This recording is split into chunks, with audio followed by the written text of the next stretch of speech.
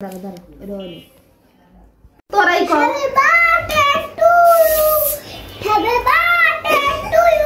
ওই যে কাটা কাট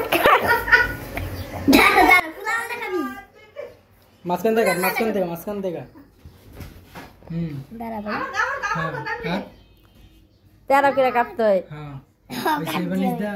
চাকু ঢুকা না এবারে ইয়া করে এই দাঁড়া দাঁড়া দাঁড়া একটা দিয়ে দাও না তাও কাট লাগবো না